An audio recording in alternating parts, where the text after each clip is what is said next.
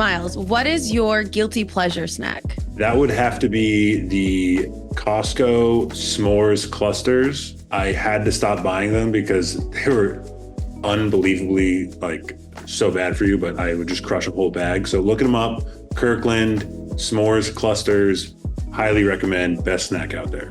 Welcome back to Stacking Growth Snacks. I'm Steph Crugnola, and I'm here with Miles Campbell, Brand Development Manager at Refine Labs, to talk about content and video strategy. All right, Miles, I've recorded my podcast. I've recorded the video. I've done everything that I need to do. Now what?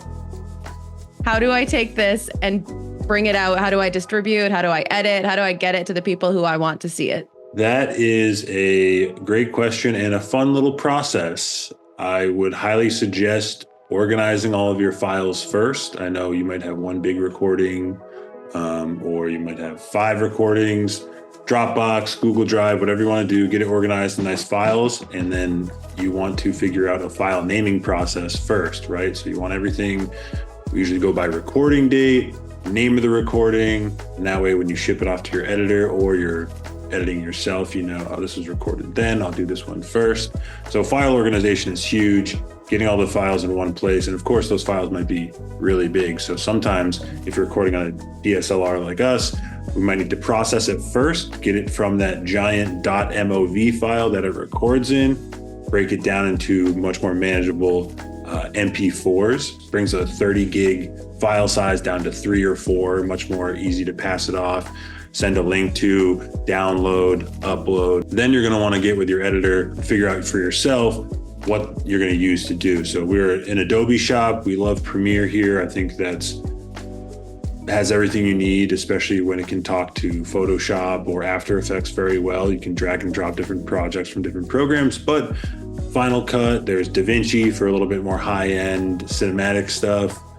So then figuring out your software, what you're going to use. So if I have never used Adobe before, I'm hiring an editor, I'm putting this squarely on someone else's shoulders. I need to make sure my files are organized, that I've got good naming conventions so they know what files to use. We have good, solid communication.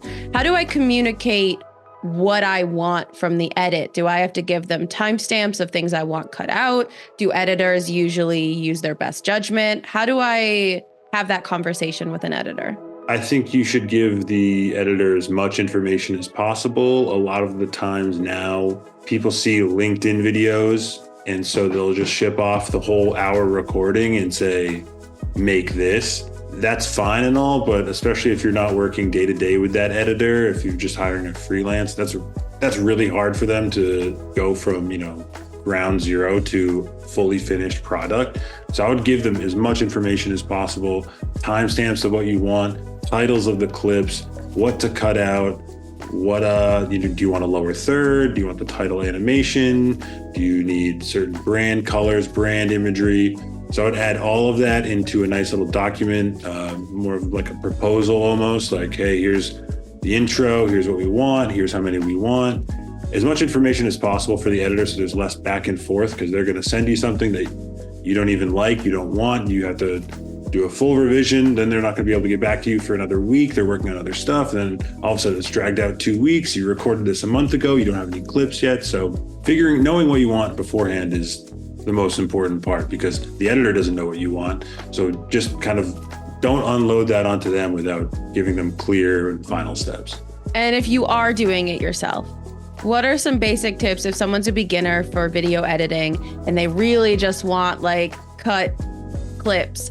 How do you recommend they get started? What are some things on the back end that you can help them with? Editing software can be really intimidating, especially if you haven't used it.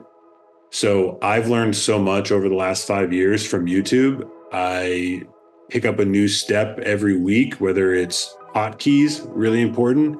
Every single letter on your keyboard is going to be tied to a command in the editing software. So you can get really fast if you just start learning the hotkeys. Small little things that are going to improve your process and speed up the process as well. And then once you've learned it once, you don't have to learn it again. Then you've got all these tools in your tool belt. So go to YouTube. Anyone can be, I don't want to say this, but anyone can be an editor. And I totally recommend Again, starting with Adobe, you can get courses online. There's LinkedIn groups you can join for editing, and you can ask questions. Why does this look weird? Why did this happen? I'm getting this error. You can basically figure out a lot through the help of people on the internet. Yeah, I really don't want to discount that. And the fact that even experts are doing that should hopefully help inspire people to start to try on their own. The number of times, I have been editing audio for over 20 years at this point, and still how do I XYZ in Adobe Audition? Or if I'm trying to learn something new in Premiere, how do I in Adobe Premiere?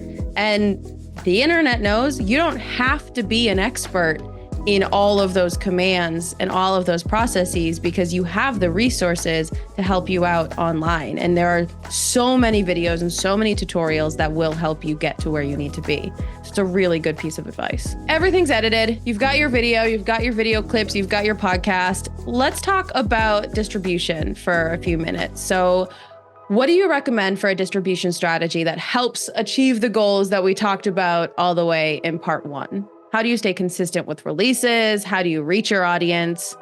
How do we get it out there? It's not a bad idea to use as many channels as you possibly can. I know that might be tough with bandwidth, with a small team, getting everything edited, getting everything prepared, getting copy written for posts, but I don't think there's not too many places you can put your content. You want your content out everywhere. So I would start big, and then you can narrow down based on results, right? Post on LinkedIn, post on Facebook, make a TikTok for your company, make a YouTube account, throw everything out there, and you can see, wow, TikTok, this last video got 100 likes. We're getting a ton of comments. Let's focus there. YouTube's not really working right now. Let's keep posting there, but maybe we don't focus there for the next month because we're getting so much love on TikTok. Figure it out, put it out there. If you just start on one channel and it's not working, and then you have to start over on another channel, you're just wasting time and momentum. So I would highly suggest take as many channels where your audience is, put it all out there, and then you can refine your strategy from there. Okay, Miles, thank you so much for all of this info. I hope that everyone is inspired to go out and start making content. If they have any questions, where can they find and follow your work?